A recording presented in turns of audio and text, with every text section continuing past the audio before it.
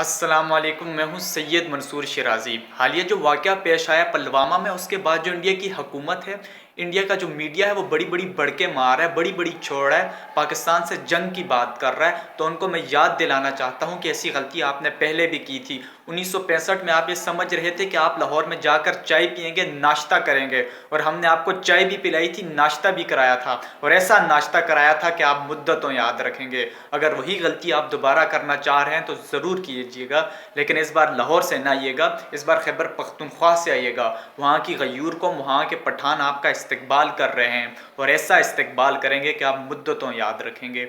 हमने हमेशा से इंसानियत की बात की है, हमने हमेशा से अमन की बात की है, हमने हमेशा से कदम आगे बढ़ा कर बात की है, लेकिन आपने हमेशा से हमारी पेशकश को ठुकराया है। आपने हमेशा से अमन की आशा उसको जलने नहीं दिया, और आप पाकिस्तान की फ़ौज को आम फ़ौज समझते हैं। आप ये समझते हैं कि पाकिस्तान की फ़ौज 7 से 8 लाख पर मुश्तमिल है, तो आप ये गलत सोच रहे हैं। मैं आपको बताना चाहता हूँ कि पाकिस्तान की फ़ौज 22 करोड़ पर मुश्तमिल है। पाकिस्तान का बच्चा बच्चा, पाकिस्तान का एक एक फ़र्द इस फ़ौज का सिपाही है। वो अपने फ़ौज के शाना बशाना खड़ा है, कंधे से कंधा मिलाकर खड़ा है। अगर पाकिस्तान की तरफ मेरी नज़र से देखा तो आपकी आंखें निकाल दी जाएंगी। और दूसरा, जो आपका वज़ीर आज़म है मोदी, चाय बेचने वाला, वो बहुत बड़ी बड़ी बढ़ के मार रहा है, जंग की बात कर रहा है।